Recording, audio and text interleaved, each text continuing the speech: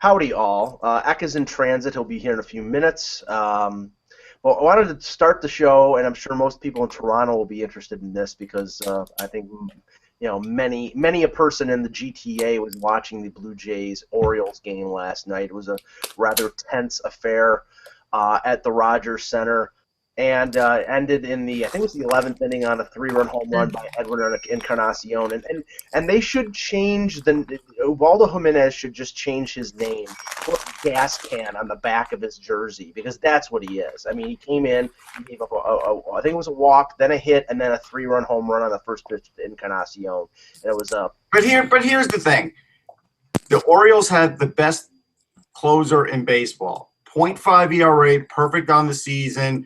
But yet, Buck Showalter is basically baseball's Pete Carroll, and he knows better than everybody, and he didn't put him in. Zach Britton's like crushed. If you saw the interview with him after the game, he did everything but say, "Why the hell didn't he put me in?" You stole my lead, because I was like, okay, because I saw them bring Dunsing in, the left-handed reliever, in the bottom of the 11th to get the left-handed batter, and then he goes to Jimenez, and I'm like, okay, did I miss something? Because I was going back and forth between that, the Leaf game, and don't ask me why, but the vice presidential debate, which induced sleep.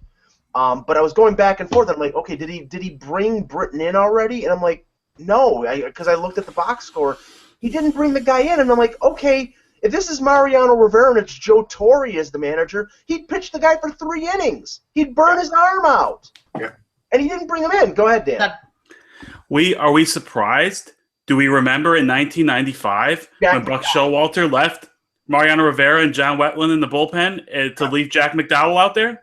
Yeah. Why are we surprised? No, it's okay. Moving on. It's just another case. That's all. Yeah, I mean, ridiculous. Now, and I like Buck. I've worked with Buck. He's a great person, but I think he gets I think he believes. It's one thing to believe in yourself, but I think you don't always have to prove that you're smarter than everyone else. Yeah, and that's the Pete Carroll reference. To be outmanaged by John Gibbons, who is not exactly known as a great bench manager, but I think it was mostly Buck's fault that he had one weapon in his pocket and he didn't use it. And I'm like, I mean, it's just bizarre. But anyway, but okay, it wasn't overshadowed by that, but it was rather prominent, Julian, is the incident late in the game where the outfielder Kim for the Orioles and Adam Jones converged on a fly ball. I think it was Kim who caught it. Yeah, he did. He caught it. But it was kind of freaky, right? When you saw the beer can, you're like, "What happened? What was that?"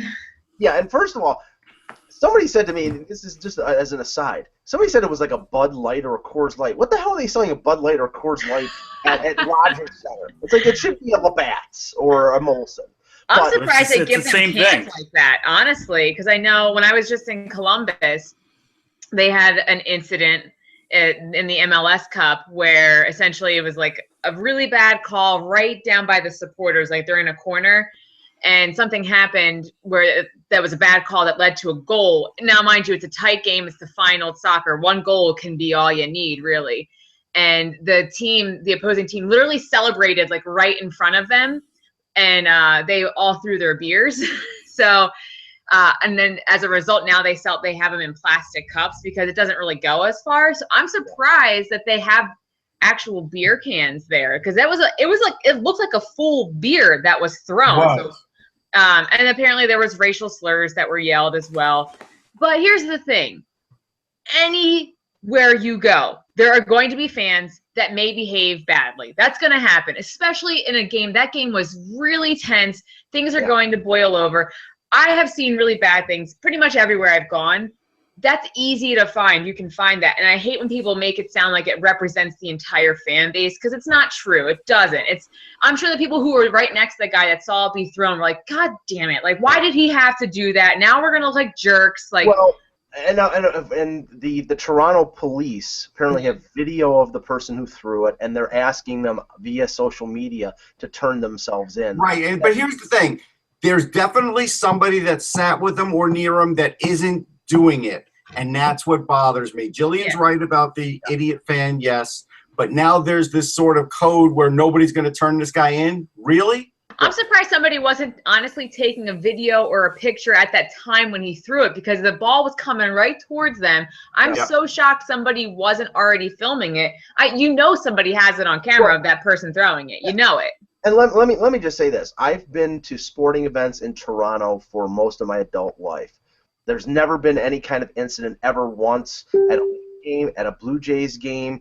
There have been incidents in Buffalo where it's drunk Sabre fans versus drunk Leaf fans. That's back in the day. But never, ever have I gone to a Blue Jays game or a Leafs game where there's been any kind of ugly incident or confrontation. And last night, not that I saw what happened in the outfield, but I could see as the Baltimore pitchers are pitching in the backstop, Blue Jays fans like doing all these like wild motions and making jackasses out of themselves. And I mean, it must have been the tension of this game. Look, this just proves what we saw last year in Toronto and what we saw this year. We all want to say how nice Canada is. We all want to say how much more polite they are than Americans. But when it comes to an important sporting event, they have just as many idiots as we do. That's what it boils down to. I almost feel like fan mentality, especially when it comes to like fans behaving badly, is very fascinating to me. And it's this part of you that just, I say, it boils over. You're so on the edge of your seat. You're ready to explode because you're like, oh my gosh, something good could happen. And you're just waiting for it. And it's a buildup. It happens. And I think it's a fan thing. I don't think it has anything to do with, I think anywhere you go, it's just part of being a fan, is that especially if people are drinking too much, it lowers inhibitions and people do stupid things. One of the reasons you don't see this in Toronto as much as you might have used to is because most fans can't afford to go to games. And they can afford to go to a Blue Jays game. You can afford to go to a Mets game. You can't afford to sit in the lower section of MSG. But here's the other thing. Just going to throw this out there, and I'm going to get it. Everyone's going to be like, oh my God, shut up, blah, blah, blah. If this happened in Philly, it'd be everybody's headline. Also, why did I only see one headline about the Raiders fan? There was two of them who beat a Ravens fan up. So Oakland Raiders fan, two of them beat a Baltimore Ravens fan. He's in critical condition right now. It happens so much in Oakland. And it happens every week. Like my friend has Raiders season tickets. It's like that needs to be talked about more. That's not okay. Like I see it. I think that's the reason why this incident in Toronto is so prominent, is because it's not typical of the Toronto market that something like this would happen. Yeah. It's becoming that. It happened again last year. It's becoming that. You can't give them a pass anymore. Once, okay, maybe, but this is like 3 or 4 times now. They're seeing some success, and everyone's coming out, and they want to see success. They know their time is almost up. They got to win. That's right. Their window's closing, and right now there's nothing else in blue and white worth cheering about. And we've seen the racial slurs now. We've seen the racial slurs with Adam Jones, with Wayne Simmons. We've seen them. Well, wait. I mean, you think this is bad? Wait till what's coming up next, because they're playing Texas. Texas and them had that series last year that was me. You have Odor, who is of Arabic descent, who punched. I believe he's of Arabic descent. Who punched Jose Batista in a regular season game. I'll bet you anything that the temperature is turned up even more because of the rivalry between these two teams and because of the bat flip. And Texas has never been shy about hitting batters in the batter's box. So this is I'm not saying it's gonna get ugly, but I think the level of tension is just a little bit higher, and I guess that is to be expected with the playoffs. But anyway, okay, let's get started here. We got some team previews to talk about. X says he's about a minute away, so he'll be coming on any second. All right, here we go. Hello, Hockey World. Today is Wednesday, October 5th, 2016. I'm Dan Petru. I'm Jillian Fisher. I'm Russ Cohen from Sportsology. And I'm Michael Acello, and this is the Hockeybuzzcast here on HockeyBuzz.com. As I said, Eklund will be here any second. Some little news and notes that came out over the wire just before the show. He said that there's an announcement out of Edmonton of the naming of a team captain. Yep, Connor McDavid is the team captain. No shock. He was shocking. Oh my God. Captain in the last game. You knew it was coming. So it's the inevitable. There's not much to talk about other than, hey, they've got a good team captain. He has the right stuff on and off the ice. I will say that. I mean, this is the worst breaking news that's come out because you had Peter Chiarelli and you had Todd McClellan, who were the general manager and coach of Team North America, and they named Connor McDavid the team captain. If they didn't name Connor McDavid the team captain of the Edmonton Oilers, I would have said, "What the hell's going on?" Right. I thought it was going to be Griffin Reinhart. Or what's their AHL? Maybe he could be captain of their AHL affiliate. Wow. Well, let me ask you this, Dan, because I remember Crosby, I think, was made captain at 19 or 20. He was very young. But before that, the youngest team captain, I'm pretty sure, was Brian McCabe when he was named captain of the Islanders back in like the late 90s. I think he was 20 or 21 at the time. 21. No, I think, wasn't it Yzerman? No, he was made captain later on. He was made captain at 24. I'm very sure that Brian McCabe was made captain. And I remember stories after McCabe, because McCabe, remember, he was traded from the Islanders, and he went to Vancouver, to Chicago, and then eventually to Toronto.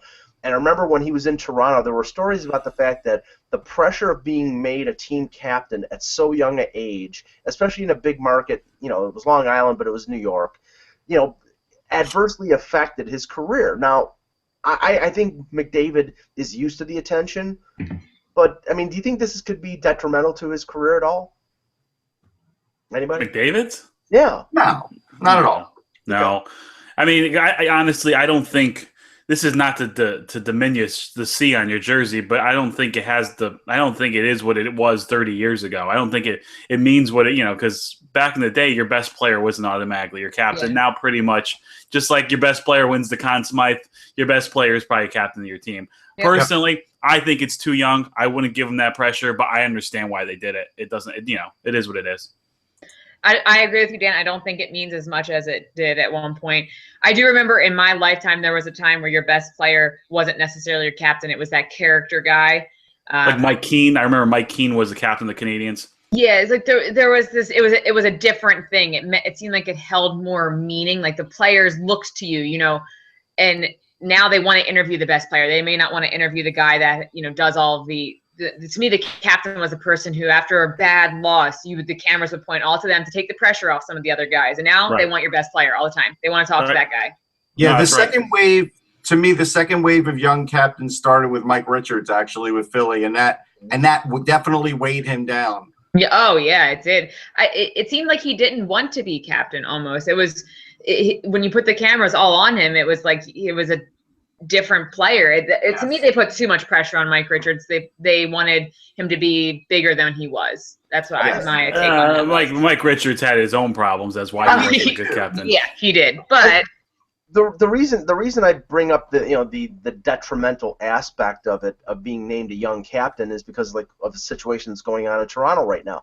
They're probably not going to name a team captain this year for the 100th anniversary. They're probably going to have a bunch of associate captains. They really have two legitimate candidates for captain maybe a year or two down the road. One is Morgan Riley, who's 22 years old. The other one is Austin Matthews. But do you want to make Austin Matthews at 19 or at 20 years old your team captain when already he's your team's best player and probably the focal point for the next 10 to 15 years? I think he needs time. I think he needs time with the Toronto is this huge. You're not going to get another market like Toronto. The cameras are already going to be on him. He doesn't. And I think, honestly, in Toronto, the C might weigh a little more than some other markets. Not that other markets aren't intense, but it's Toronto. We all know it's different there. I think he needs a little bit of time. I really do. By the time he Riley, I would. Yeah, I think Riley's safe. I absolutely give it to Riley. There's nothing wrong with that. Plus, by the time Matthews goes home to Arizona in a few years, then he'll probably be ready to be a captain. Yeah, about the same time that Tavares goes back. No, every player from Ontario is going to go to Toronto, go back to the Maple Leafs. So I'm starting the rumor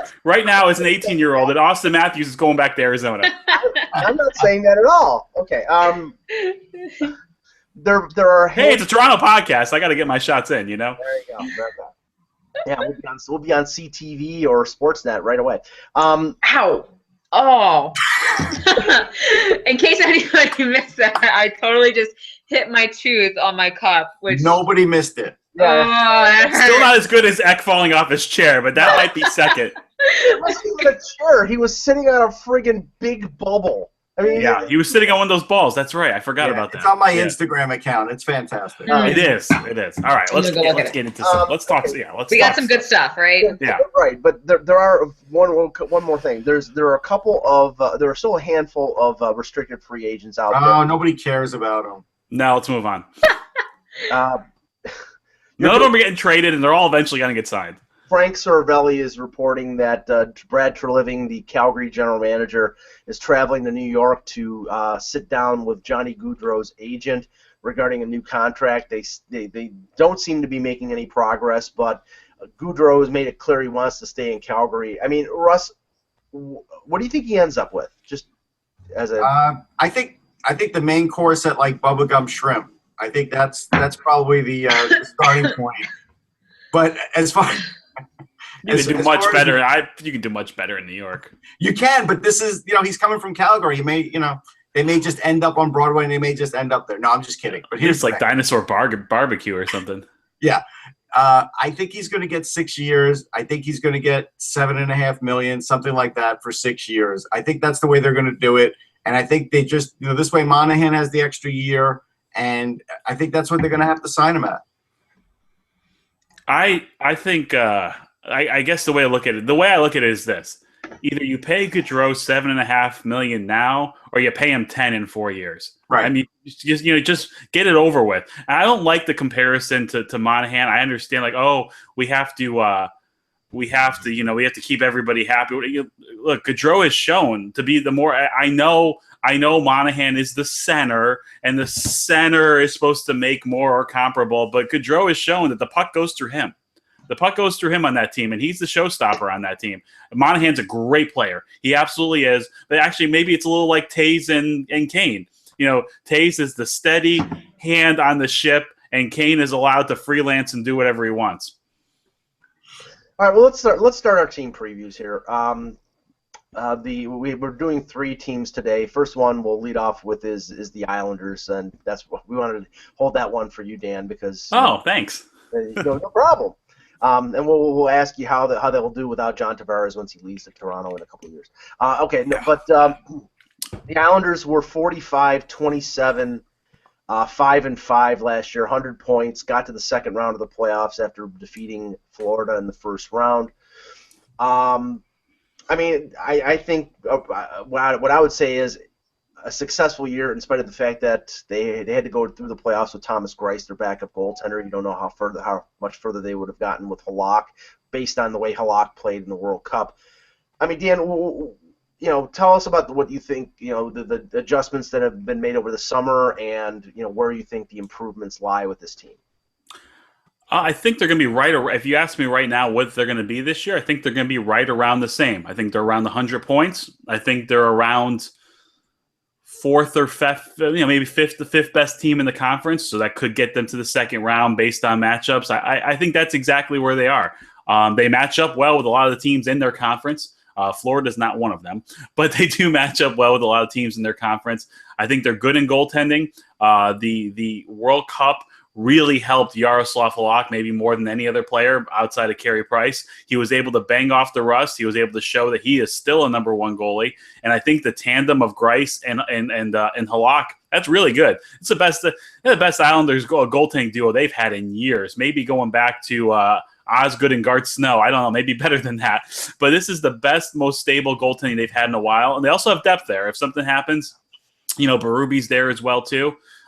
They're good on defense. Also, this is one of the best looking defensive core they've had in maybe a long, long time. When Dennis Seidenberg can be your 7, I think that's good. And look, I know he was making too much money in Boston, but at $1 million, that's a nice safety valve to have at number 7, because guys are going to get hurt. You block enough shots, DeHaan's going to get nicked up for some games. Boychuk's going to get nicked up for some games. Maybe Pulak struggles a little bit. It's nice having that safety valve that's not Brian Streit.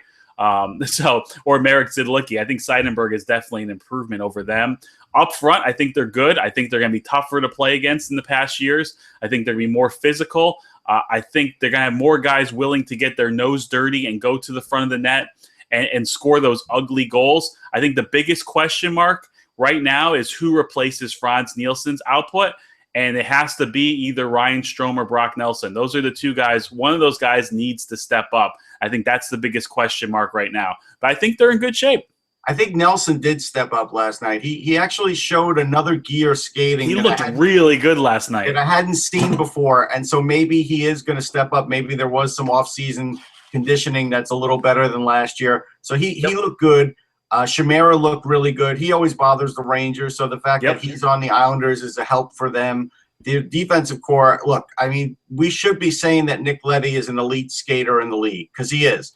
You see him catch Grabner last night with ease? Yeah, he did. He caught him ridiculously easy. And really nobody could touch Leddy last night, and Leddy was catching everybody and making strong plays. The funny thing about Leddy is I always liked him when he was drafted, and then he gets traded, and he gets traded again. And I guess it was just like wrong place, wrong time, and also had to mature.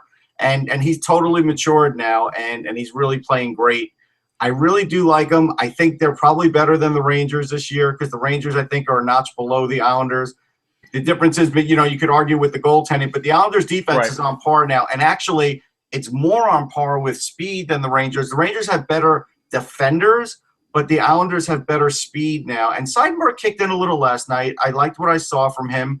And so I think they're heading in the right direction. I think they could go a couple rounds. It wouldn't even shock me if they were a conference finalist and then lost in that. It wouldn't shock me at all. Well, Dan, let me just ask. I mean, because we've talked about young guys like Hosang, like Del Cole, like Barzal. I mean, does it look like any of them will make the team? Does it look like one of those guys could fit in as a line mate for Tavares, or is that going to be? Hosang has had an outstanding camp. I mean, he's had his moments. He was up and down, but the last couple of games, look, he draws penalties. He can flat out skate, and you can see the potential there. He's still raw. I believe. Look, if this was the Islanders team from 09, 10 or 08, 09, I think he'd definitely be on this team as a lock. But this isn't one of those teams.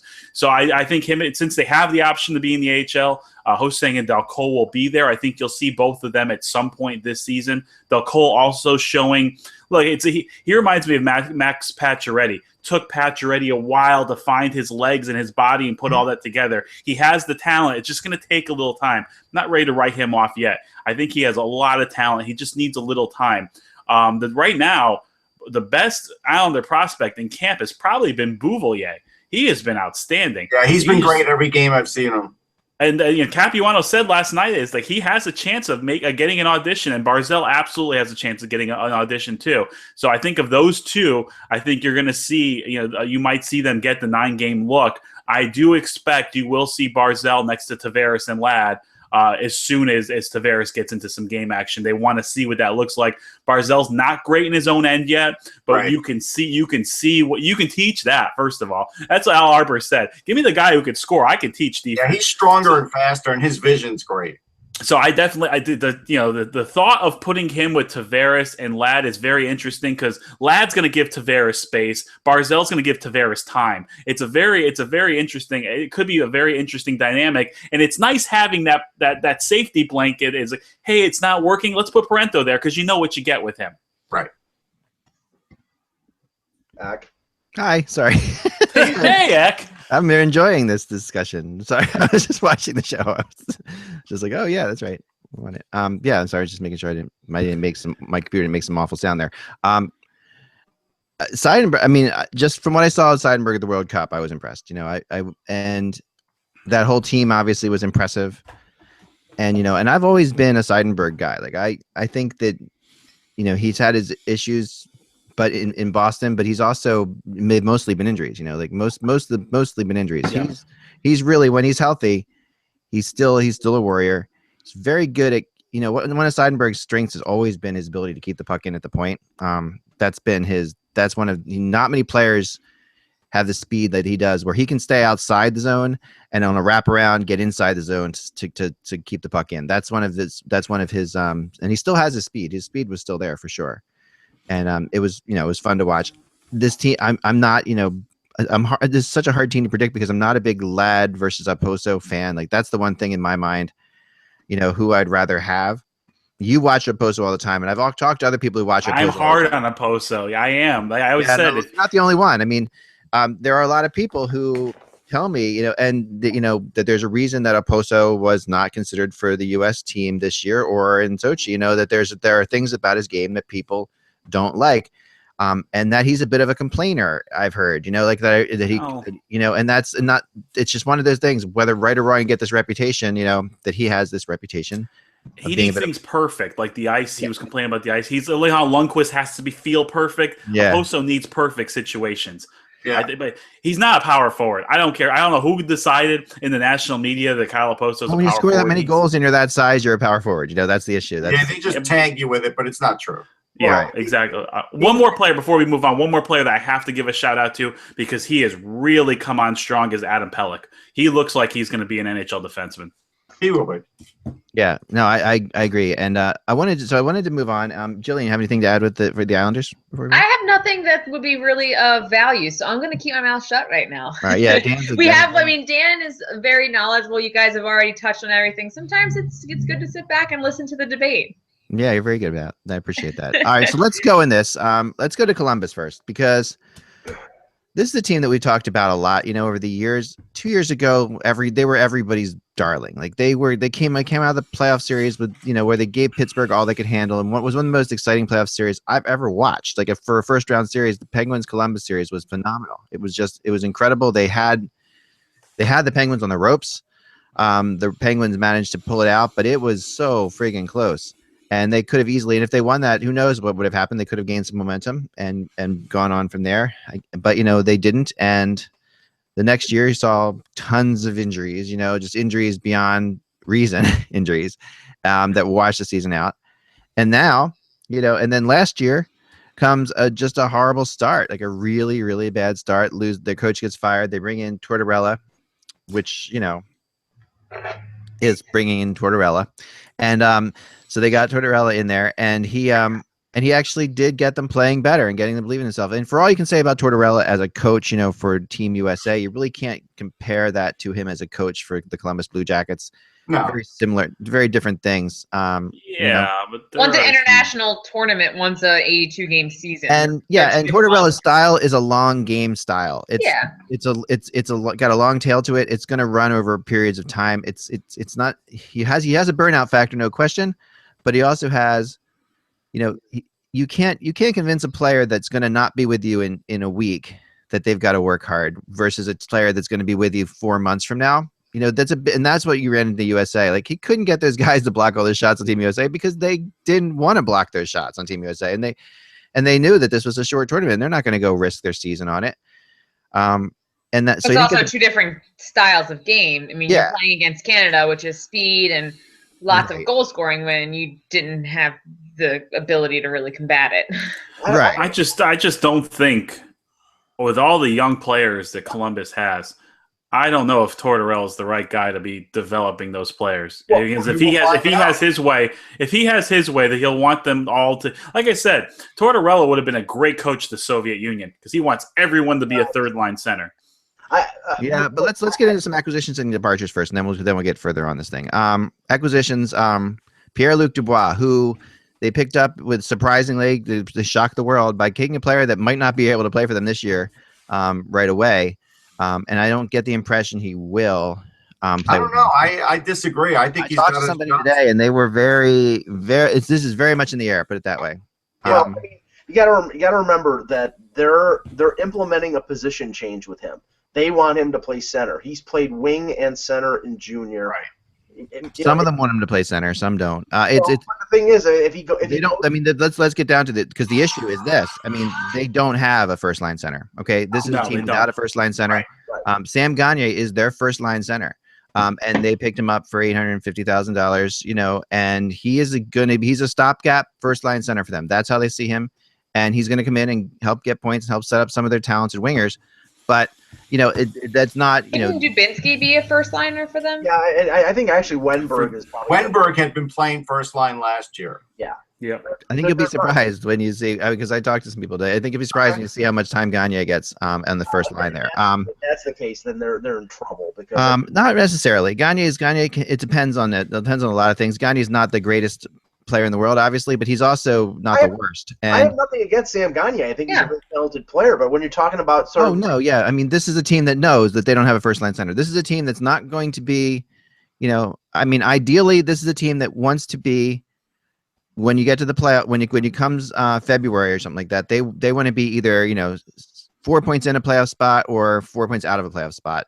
That's their goal. Their goal is to be fighting in February for a playoff spot. That's where they are, wow. and that's okay because they have a really good young core coming too. They are not prospect wise. This team is loaded. Well, yeah, I was going to say, first of all, if they want to be within 4 points of a playoff spot, then Sergei Bobrovsky is going to have to play late in the World Cup because he's the key, and obviously he's the key. But basically, when you think about it this way, they've got these players who they don't need them to all have the best years of their lives. They just need them all to have what they're capable of doing. Like this is a team where they've had players who, I mean, Saad last year had 35 goals somewhere in there.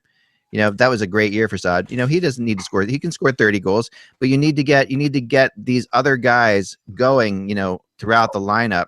They have guys who should score 25 goals. They have, scoring goals was not a problem for them last year, believe it or not. It really wasn't. They scored goals. Youth would do that. If you put Pierre-Luc Dubois in there and Sonny Milano and Zach Werenski, that infusion of youth will spark that. If they don't do that and they send Milano down and they send Pierre-Luc Dubois back, they're going to suffer a lot of the same things they did last year. Right. Yeah, and I think Werenski's there's no question he's not going anywhere. He's going to play for them this year. He's their first line defender, and honestly, from talking to people, not just in Columbus but around the league, he might be my early pick for Rookie of the Year. Like there's a possibility that Werenski could be. I've talked to people who have played against him now. And at the AHL level, and scouts who've seen him play at the NHL level already in the preseason, and they just say that he's already their best defenseman, and he's better than Seth Jones already. That's a problem. If the Blue Jackets want to be a playoff team, they need two things to happen. They need Bobrovsky to play 55 games, and they need Ryan Murray and Seth Jones to take a huge step forward. Right. It's time to see from Seth Jones. Look, he's good in his own end. He is smooth. He moves the puck. But we need to see 45 points from him this year. We saw Ryan Murray play a full season last year. We need him to start moving that way too, because you see glimpses of it. See glimpses of it. It's time we see more of it. But they are so heavily dependent on the youngsters doing well that I think that it doesn't bode well for them being a contender for a playoff spot. Because I mean, you're right. Nick Foligno had a career year, got his big contract, was made team captain, and then in the first year after that disappeared. He might be the most important person for them. Mike. I mean, and I think when you think about like the guys that they need to really step up back to where they were, Boone Jenner, him and Jenner. Yep. They need to. I mean, Jenner had a really good year last year. So, but David Savard after signing the long-term deal, Jack Johnson, who's been a disappearing act. I mean, that David Savard deal is going to turn out to be a bad deal because he's going to end up being a number 5 defenseman when all their young defensemen are ready, and you're going to have him locked into a long-term deal. Not a great idea. Yeah. Or a number 2 defenseman for the Las Vegas, whatever they're called. Maybe. Yeah. I mean, it's much is going to be dependent. But of course, there is such a wealth of young players right now. A kid like Bjorkstrand, who played really well for Lake Erie when they won the Calder Cup. Werenski, obviously. I mean, Bjorkstrand's an intriguing player. Yeah, they may be a year or two away, and Dan, I think it's a very consideration when it comes to is Tortorella the guy to develop the young players? I mean, he in the past, Russ, in the past he's never been really great with young players. Some he's been good with, some he hasn't. Yeah, it really depends on the player. I can bench Chris Kreider for missing the net too much. Yeah, Kreider. It was tough with Kreider because of the own end thing, and Kreider's.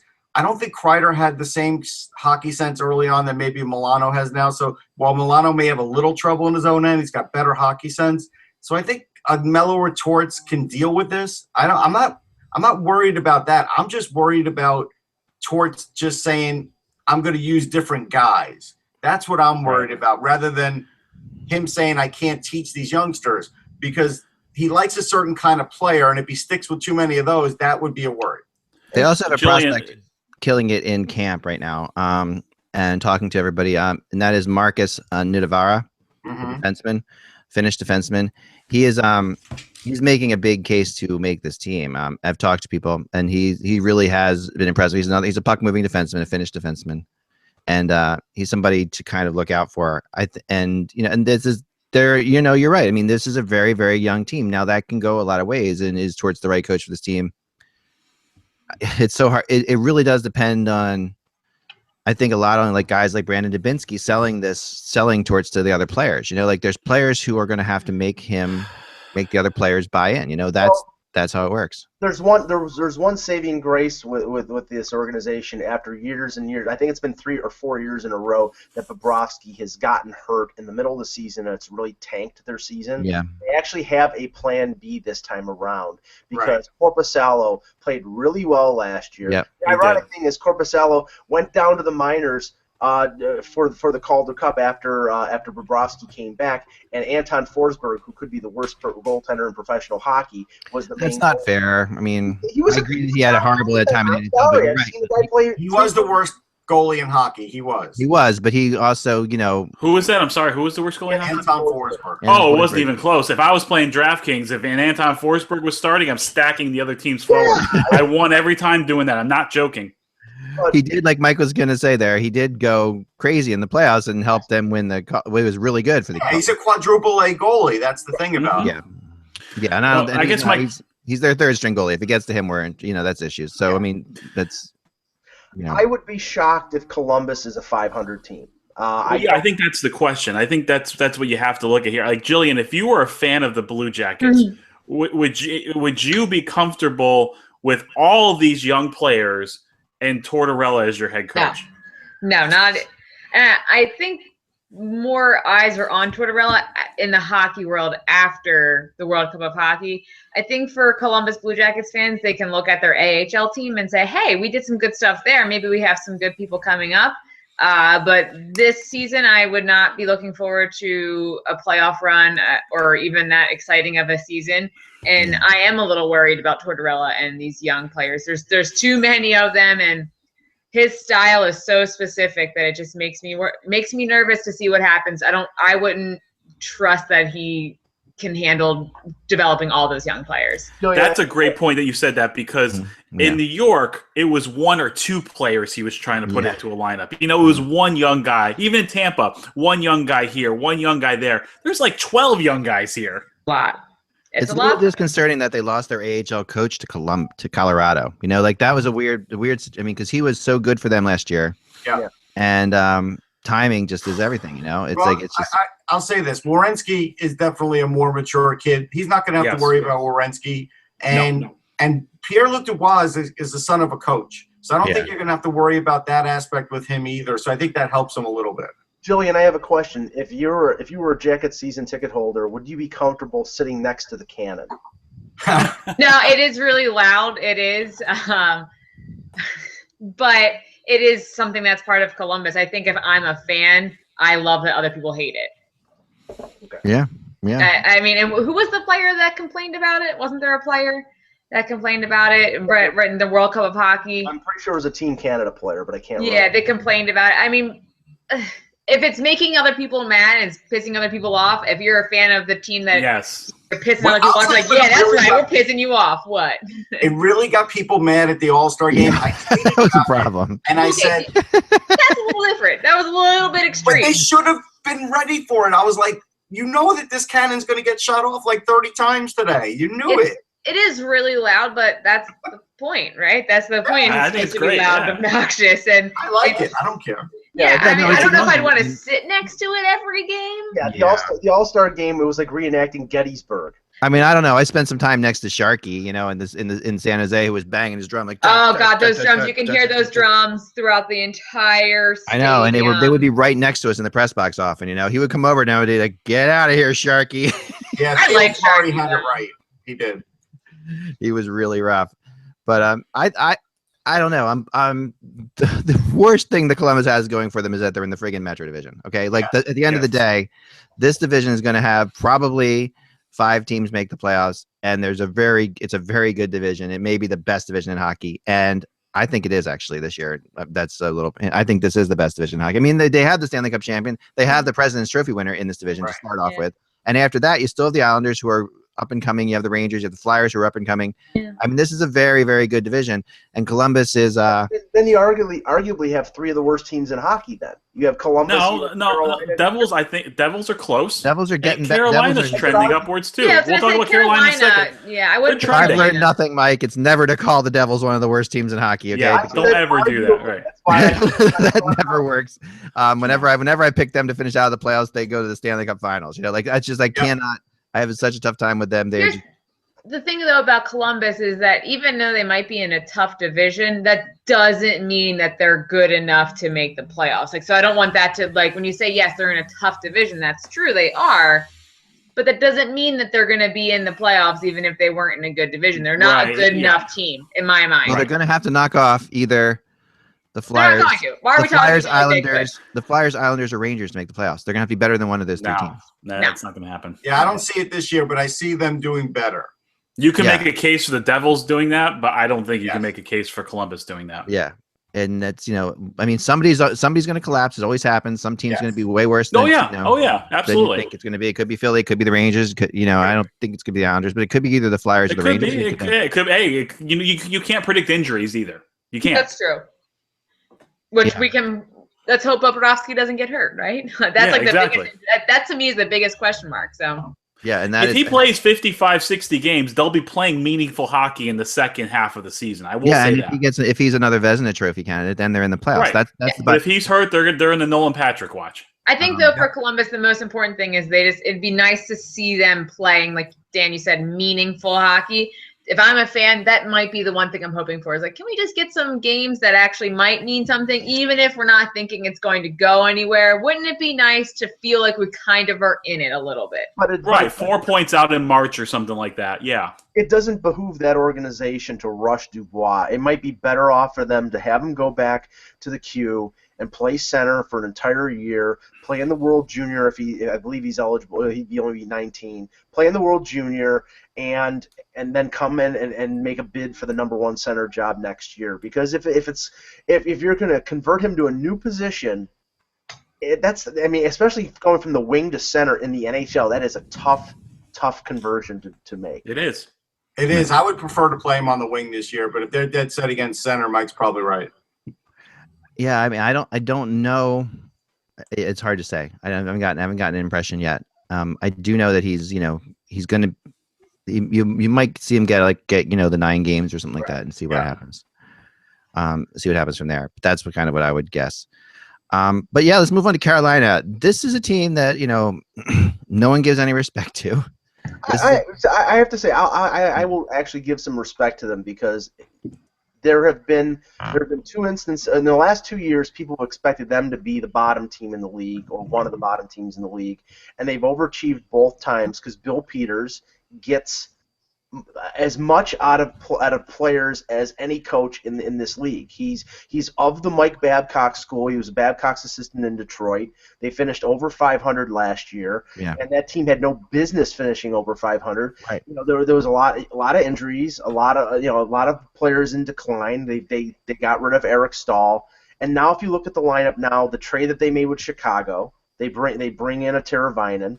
Bickles, basically, they brought him in to burn the year of the contract. They got young players coming up. They've got Hannafin on defense. Justin Falk is one of the best defensemen in the league. Hayden Fleury might be somebody who makes their team this year. Their goaltending is solid. They bring back Cam Ward, and they have him teamed up with Eddie Lack. If they get their performance, if he continues to get the performances out of his players, out of young players like Lindholm and Rask, if he continues to get that, they're going to be plus 500, maybe within 8 to 10 points of a playoff spot again, and they're not a deep team. I think Ron Francis is the team MVP because he has made great trades. Yep. He has drafted well. Yep. He's done a lot of great things there, and he doesn't get a lot of credit. And I think he's fantastic. I think Hayden Fleury should make that team, and I think it would make them tougher to play against. The second year of Hannafin, we're going to see a little more offense, I think, out of Hannafin this year, and I think that'll be a help for him. I right now, I mean, Skinner. Everybody was worried about could Skinner continue to play, and he's playing great. He's not getting traded.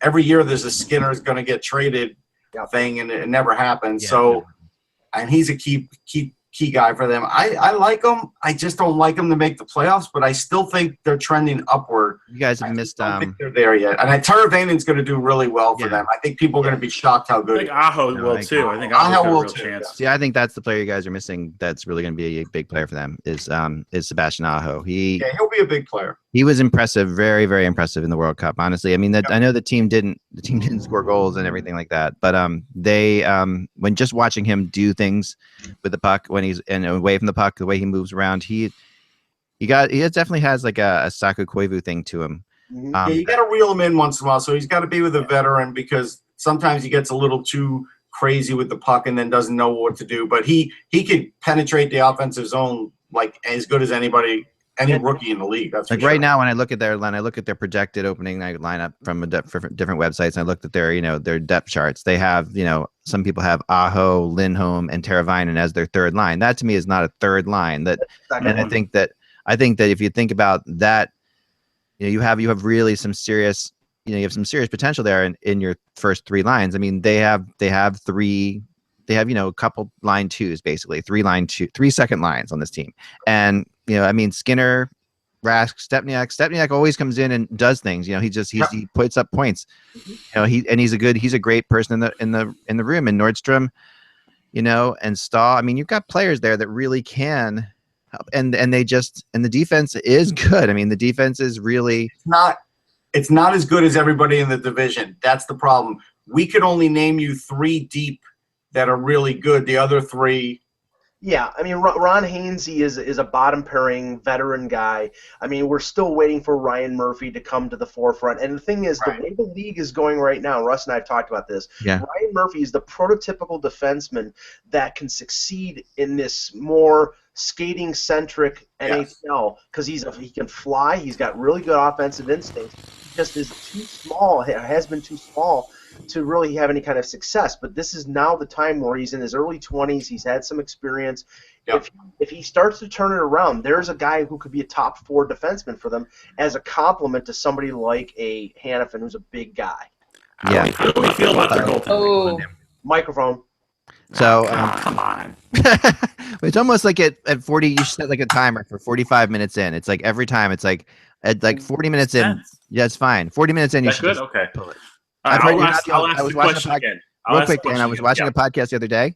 Was it mine? The same exact thing happened. No, not yours. Okay, thanks. I'm sorry. Go ahead. A different podcast. Yours is amazing, by the way. Yeah, sure. Really, you've heard it's amazing. I know I've watched your podcast. I didn't watch it yesterday, but I did see yesterday that the same thing happened, and they said that this happens 45 minutes into every podcast. So just for what's worth. I don't know. So anyway, continue, Dan. Sorry. Okay, I was going to ask that to the panel. I guess I'll start with Jillian. Are you comfortable with Carolina's goaltending? Right now, I mean, I almost feel like there's this sense of loyalty versus trust. That's fair. It's Cam Ward. If they can get another good year out of him, that's amazing. I think they've had him for so long that you just kind of he's there and you're going to depend on him in that way. But he could at any moment, I feel like he could just no longer be that. People could turn on that. People could turn on that loyalty pretty quickly, I feel. Well, I mean, he took. You gotta look at what he signed for. He took he took a sweetheart deal. He got paid less than James Reimer got paid signing in Florida after being there and now you can say, Cam Ward was getting over $6 million for a number of years from them, so this is a little payback for being maybe overpaid. But I think Cam Ward is there sort of as a safety valve. I think Eddie Lack is going to be the guy who gets the majority of the starts, and it might be, say, a 50-32 split, something like that. Yeah. I think Lack is okay. I don't think Lack is great. Cam Ward's looked bad the last couple of years, but he's still only 32. If somehow he's able to bounce back, then you're talking about this team being really competitive. If Eddie Lack is your number one for the entire season, then you're talking about this team just being slightly better than last year. Russ, do they have anyone in the pipeline? Yeah, there's a kid, Daniel Alsteller. I'm going to look him up No, I really liked him. Played in Oshawa. I don't know what his deal is right this minute. I'll look him up. Yeah, and they also have the goaltender from the U.S. World Junior, Nedlovic. Oh, yeah, Ned Jelkovic. I like Ned Jelkovic, but he's not the biggest guy, so we don't know. He's got a great compete level. Like, this kid can make saves but the problem is he's short, and I don't know with the way the league's going if he's going to make it because of that. Yeah, I agree with that. I mean, I think that Carolina is going to be a little ahead of where Columbus is. I think Columbus is probably going to end up being at the bottom of the Metro Division, and probably. No, that's a good bet, Mike. I mean, I think that's something that I don't know. That's a good one. I mean, I think Schiller's doing well, by the way. He's 22. He got a little time in the E because they were clogged up, but he did well in the A and the E last year. He's in the A this year. Next year could be his year. He's 6'3", 205. Like that's that's what you're looking for. I mean, the thing is, it's like, I mean, if Bobrovsky stays healthy and plays the 55 to 60 games, then I think Columbus will be successful. But he can't. He has not proved to me that he can do. The last 3 years, he keeps getting hurt. So yeah, I know. I just think that it's hard to really sit there and I mean, we can all guess, but I think picking between those two teams and who's going to have a better season is really difficult because I think they're right in the same boat. I think they are literally they both could overachieve and they both could fall flat. Give me the big Karnak hat for our prediction show. Yeah. I mean, they both could just completely do terrible, or they could both have really surprising seasons. Bold predictions. I know. There's nothing you could. They're neither. There's no way of. We can predict this pretty confidently. I feel like neither of them will be making it to the playoffs. Yeah, I have to pick both out because we have to make a definitive decision, and today I'd have to pick them both out. Both out for me. Both out, but I think if you're a Hurricane fan, you're going to see a team moving in the right direction. Yeah, I think so. Yeah, I mean, I think both will be. I just don't know what Columbus. I don't know. You're right, Eck. I think you said there's a lot more eyes on Tortorella now. There's a lot more variables. I feel like also. Yeah, I just don't know what to make of Columbus. I like it, but if Bobrovsky is back to Bobrovsky a few years ago, they will be playing meaningful hockey games. But then what happens with their young core, with their coaching? There's just so many things there where it's like. All of them coming together, not going to happen. One of them shining, definitely could happen. And we talked all summer about Hartnell possibly being moved, about guys like Cam Atkinson possibly being moved. Yeah, I'd take him in a heartbeat. I would be shocked if they moved Atkinson. They're not going to move him. He's consistently 25 goal scorer. He's getting better each year. Yeah, he is, and there have been rumors about it, but they weren't generated from. He's a fan favorite. They won't move him. And they were generated from elsewhere, So I think that he's come home. I think the best talent is. I think the best talent is in Columbus between the two teams. Like if I was to say who has more talent, I think Columbus has more talent than Carolina. But how they'll do this year, it's hard to predict, and because Columbus has, I think Columbus done a better. I mean, they've both done a great job drafting. I think both. I think Kukalainen and Francis have both done a great job, to be honest. And and Kukalainen and then Davidson were renewed. They have, which is a big deal because that was they've had a couple crazy years, and the Blue Jackets could have easily punted on them, but they didn't. I think that was smart not to. I think they're both good. I think they're solid people there, so they've done a good job. Let's check into some of the rumors real quick before we get out of here today. One of them that I was really not surprised at, but surprised a little bit about the twist on it was Neil Yakupov. Okay, Yakupov, we've talked about a ton on this show before. He is an enigma, and every time I think of Columbus, I of course think of Yakupov because it always looked like Yakupov was going to be a Blue Jacket until they lost the ping pong ball battle. Mm-hmm. But they really wanted him in a bad way at the time, and so now rumor has it the Edmonton Oilers are making their cuts, and he is going to be, he's going to stay on the team. He's going to remain on the team, but he's going to be in the press box, right? So that's what we're hearing now. So, that they're not going to play him. And I thought to myself, you know what? Yakupov has a horrible contract. Well, he doesn't have a horrible contract. He's got he doesn't. He's $2.5 million, and to me, it's still freaking insane, and that no team is willing to take a risk with this guy. For like a third or if all it does take, which is what Darren Dreger says, is a second or third round draft pick, I don't understand why no one is. Talk about undercutting your asset. How to ridiculously undercut your asset by sitting him and making him the 13th forward. I mean, I'm sorry, Bob Nicholson and Peter Chiarelli, you're doing this guy a disservice. I mean, maybe he hasn't played up to the expectations there, but if you want to get something for him, play him. Mike, he'll see things in the press box, though. You know. And having interviewed him, it's not a personality thing with Jakubov. He's a good kid. He's a really good kid. He's a really good kid. He's worked very hard in his game. He has become way better defensively than I ever thought he could be. Decent defensively now. He is. He is, and he doesn't fit in there. They said to him, "You've got to play better defensively to play." So he worked on that part of his game, and he got better. And he never. So what I was told is that Taylor Hall likes him, okay, and that Taylor Hall has always liked him and thinks he's getting a raw deal at Edmonton as well. And Taylor Hall has been making a push for the Devils to go get him, and that's behind the scenes. And so I've started to hear. I heard that a few weeks ago, and then yesterday I got it finally on the record. And then I talked to somebody else who said they heard that as well, and it had nothing to do with Taylor Hall. They just said, "Did you hear the Devils are really interested in Jakubov?" And I said, "Yeah, well, Taylor Hall's been pushing for him." And Hall's got a lot of power right now in New Jersey because he is really being looked to as, and just the kind of guy he is. He's that kind of a guy that the GM will talk to because he's mature for his age and he knows the game really well. And he's going to be he's going to be a leader on that team. He's going to be the captain of that team eventually. He's going to be the leader on that team. So, I just want to know, do they really think Mark Letestu is better than Jakubov? They play a different position, but Matt Hendricks is still in there. What's Matt Hendricks really going to do for you?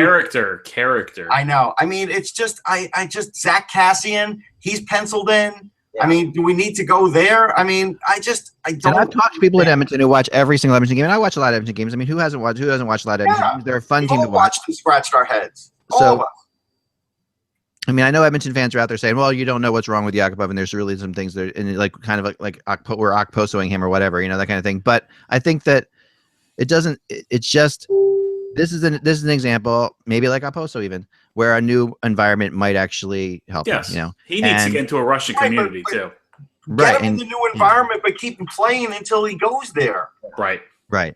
And also, who's the Zakov, the other Russian kid that they have, the young kid they have? Pavel Zacha. Pavel Zacha. Czech, I thought. Czech, right? He's Czech, right? But that's okay. I've heard that. I've heard that that Hall's been pitching. I'm kidding, Czech fans. I'm kidding. What I heard was that Hall was pitching that they would be a good combination. Like, keep watching them play, he thinks that they would work well. They would be, and Zacha wants to play with Hall in the worst way. I could see that being a great line, actually. Yeah, and that's New Jersey has nowhere to go but up when that. They're right. As far as forwards go, it just they really have not a whole lot going on, and they're the money they've so much money to spend.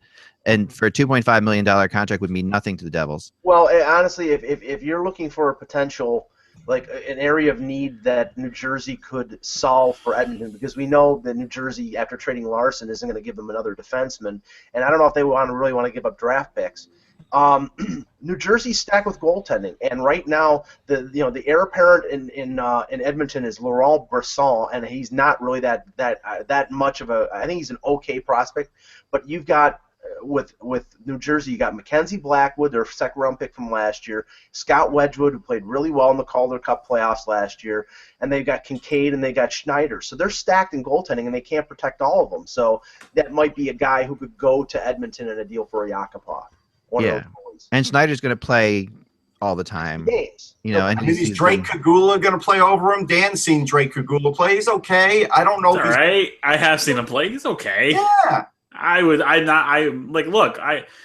think Jakubov, he's a good kid. He's done whatever they've asked him to do. Yeah. He deserves. I just don't think he fits in that area of the. This is not a knock on Western Canada. It's not. Right. I don't think he fits in there off the ice. I think he needs to be in a Russian community. I think he needs to be from what I was told, he's not the kind of guy who's going to go out and pound beers with the boys afterwards. It's not that he's a loner, but he you know what I mean? Yeah. He just doesn't fit there. It's not his. He needs structure. I think Newark, somewhere in the Northeast, that would be great. Somewhere, Toronto, somewhere where there is a Eastern European, where there's some comfort for him. He needs to be around that. More of a city too, like more of a bigger city, where there's more options. The other rumors, real quick. The Bruins were trying to get Trouba. What I was told was that the whole concept of Torrey Krug didn't work for Winnipeg, which is sort of surprising because I thought it might. Obviously not just Krug, but I thought there was a deal to be made there. But I really think that Winnipeg right now is playing real hardball and for a couple reasons. One, obviously they know Trouba's a valuable player, but the other is that they don't want to trade him at all. So and I've heard that they're trying their best to convince him not to go.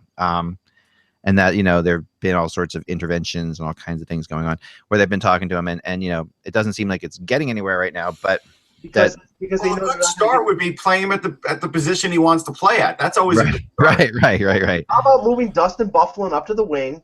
Because he's no. Because he's a subpar defender. No, he's a game-changing defenseman. Yeah, he makes mistakes, but he does things no one else in this league can Totally do. agree. And you know what, Jacob Trouba? You're 20-something years old. You haven't proven anything yet. Shut up and play where we tell you to. Well, no. How do you get no? I think that's crap. I don't want to play on my off wing. Paul Coffey ever say that? Ray Bork, Brian Leach ever say that? Shut up. But they got their contracts already. Yeah, look at there's a difference. We had Peter That's crap. That's absolute crap. It's such a cop out. We had Peter Tessier on the show last week, and he pointed out something very, very accurate when it comes to Trouba. They've been playing him with Mark Stewart on the bottom pairing there, and if you continue to play him with Mark Stewart, 2 years down the line, if he signs a bridge deal, it's going to cost him probably a couple million or $3 million a year on a free agent deal. If I was Jacob Trouba, I would tell Winnipeg, trade my ass out of here. That's fine, but don't do it publicly. Do it behind closed doors. There's a way of doing it. Behind closed doors for a long time. The issue, it was behind closed doors for like 4 months. But I don't think that I agree. Listen, I agree with what Dan's saying. I mean, if you're playing with Mark Stewart in the NHL, the code is you play well enough that you're not playing with Mark Stewart. Like you go in there and you go. But he has no place to move on that team, right? Yeah, you can play on your off wing. Come on, Petrangelo did it. Petrangelo said it's not that hard. Everybody can do it. Not everybody can do it. Yeah, but he should be able to. He's talented enough to be able to. Yes. If you're asking for $6 million a year, you should be able to play on your off wing. I mean, thank you, Eck. Thank you. That's like to me, that's insane. Jacob Trouba's my new Jimmy Vesey. There you go. Here's the thing. I think if they meet his number, then he would play the off wing. Exactly. But they haven't met his number. Then I think he'd be willing to do it. Yeah, he's not a $6 million defenseman. He's 4.5, 5. You don't. That's not what you do. You don't say that is I'll what play you the do. Off wing if you give me $6 million. No, it's the other. It works the other way. I mean, we've seen players do this before. Eck. I pointed out Brandon Dubinsky. I know, but I was felt the same way about Dubinsky. Sorry, I'm just saying. I know. Other players I just think that Cheveldayoff is a different kind of bird than what you're dealing with Dubinsky. Cheveldayoff won't move him. He knows, and Trouba should know this. Cheveldayoff will let him just be uncomfortable or sit or whatever, and it's not going to change. Chevy will not move him if he can't get.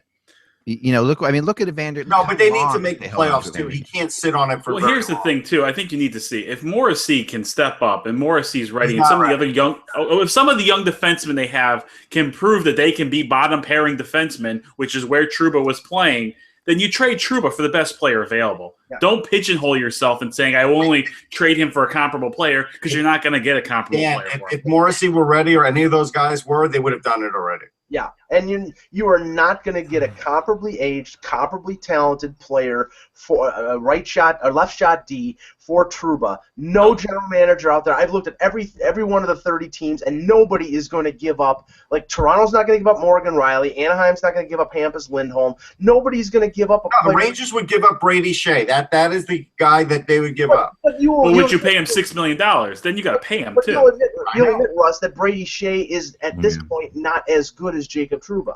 No, he's not. Right. So that's you're talking about the realistic deal for a Trouba is a 2-for-1 or a 3-for-1 deal involving a defenseman and a couple of prospects, but that's not a deal that Winnipeg can make because Winnipeg is trying to save face here, and they're also trying to maintain this thing where all these players are thinking about leaving Winnipeg because it's this cold city up in the middle of Canada.